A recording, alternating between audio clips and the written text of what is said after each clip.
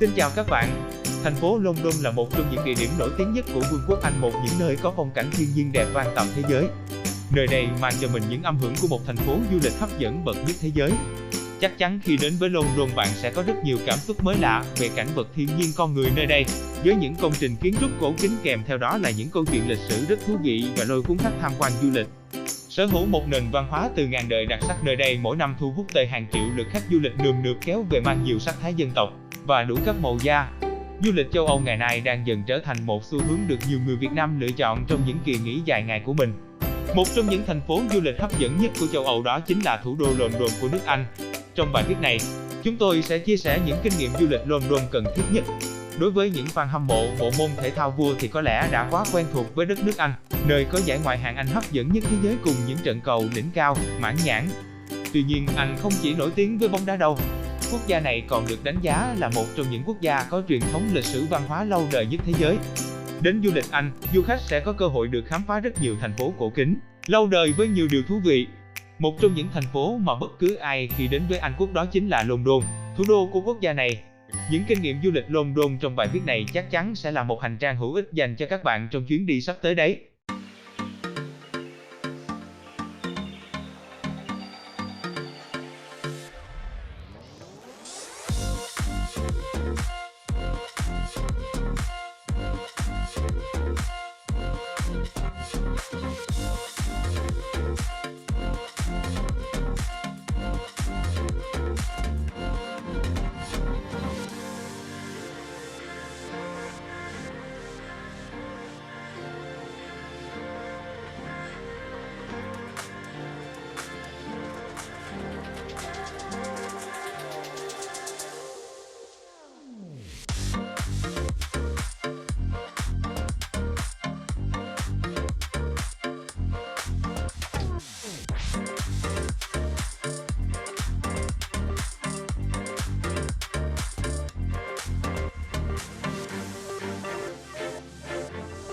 Những kinh nghiệm du lịch London mà bạn cần phải biết. Nên đi du lịch London vào thời điểm nào trong năm? Mùa cao điểm du lịch của London chính là mùa hè. Vào mùa hè, thời tiết và khí hậu tại London khá mát mẻ và dễ chịu với nền nhiệt trung bình rơi vào khoảng 21 độ C, rất lý tưởng cho việc đi dạo và khám phá các địa danh du lịch nổi tiếng tại London. Tuy nhiên, mùa hè lại không được xem là thời điểm lý tưởng nhất để đến du lịch London. Theo kinh nghiệm du lịch London thì thời điểm lý tưởng nhất để đến đây chính là mùa xuân. Lúc này, cây cối bắt đầu đâm chồi nảy lộc, muôn hoa khoe sắc rực rỡ và không khí trong lành, dễ chịu. Đặc biệt đây không phải mùa cao điểm nên giá nhà nghỉ, khách sạn và nhà hàng cũng rất phải chăng, giúp bạn tiết kiệm được nhiều chi phí.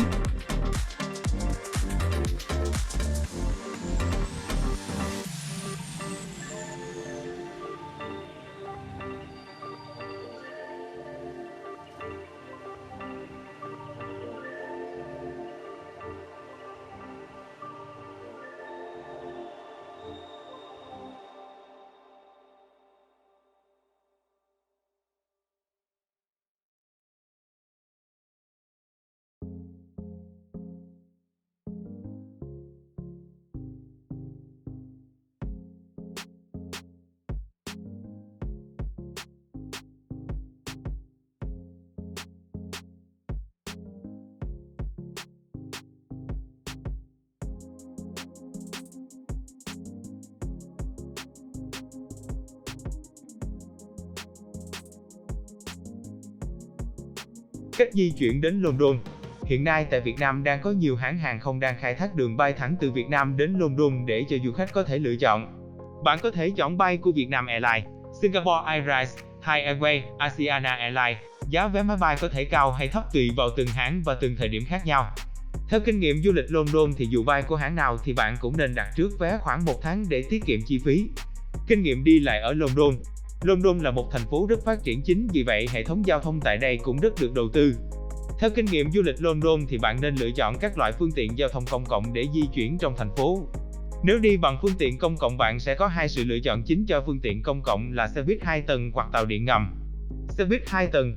Nhắc đến hình ảnh những chiếc xe buýt 2 tầng người ta nghĩ ngay đến đất nước Anh. Đây được xem như hình ảnh biểu tượng của Anh và cũng là loại phương tiện cực kỳ phổ biến tại quốc gia này. Bạn có thể di chuyển bên trong thủ đô London bằng xe buýt 2 tầng với giá vé trung bình khoảng 1,5 GBP trên một lượt.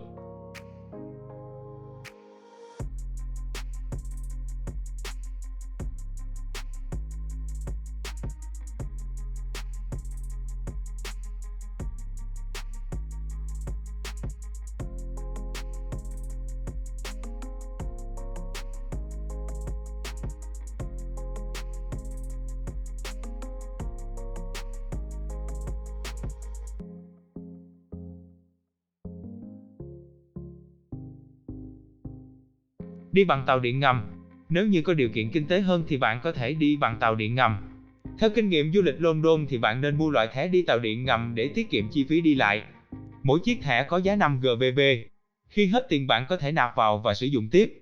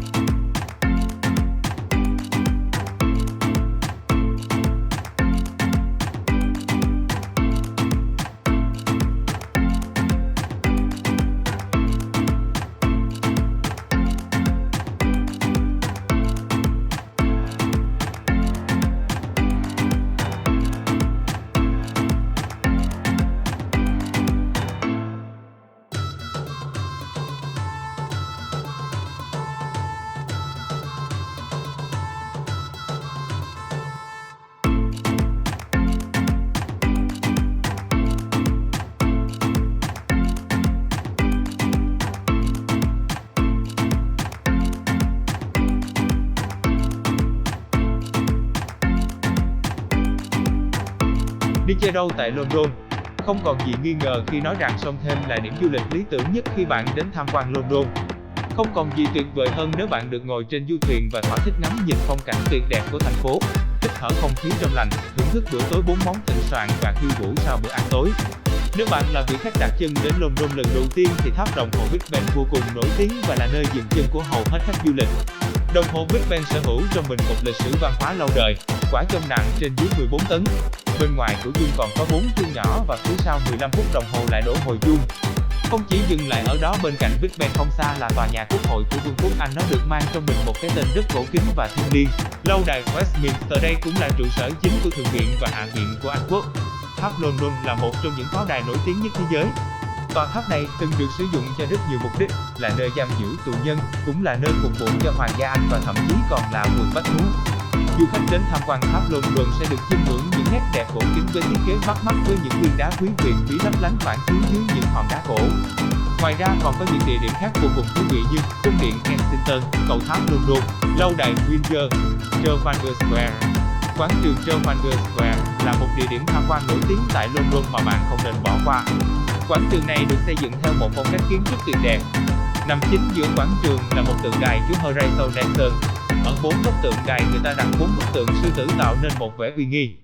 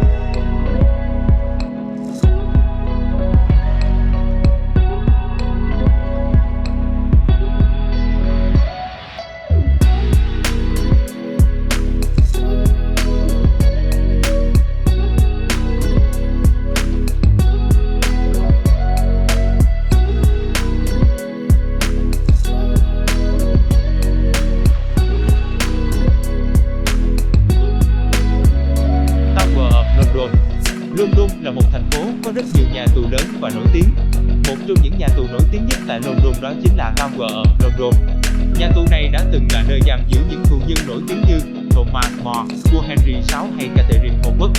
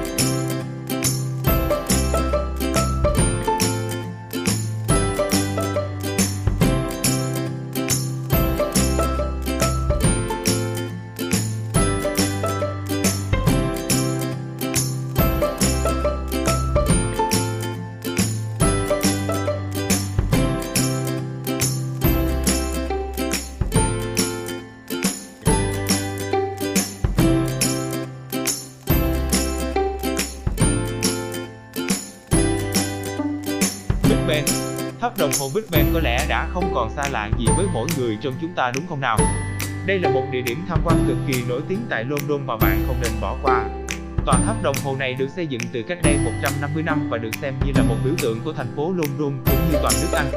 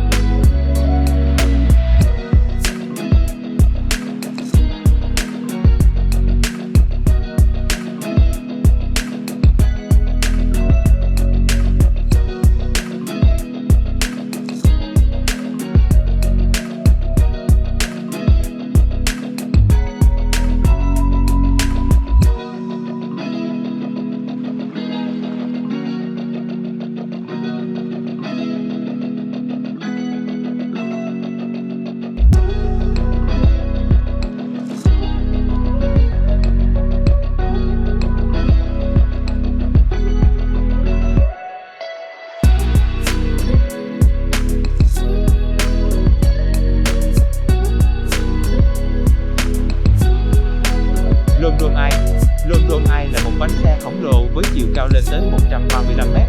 Bánh xe này có thể chứa được tối đa 32 người. Đến du lịch London mà được ngồi trên chiếc bánh xe này, ngắm nhìn thủ đô London từ trên cao thì còn gì tuyệt vời bằng, đúng không các bạn?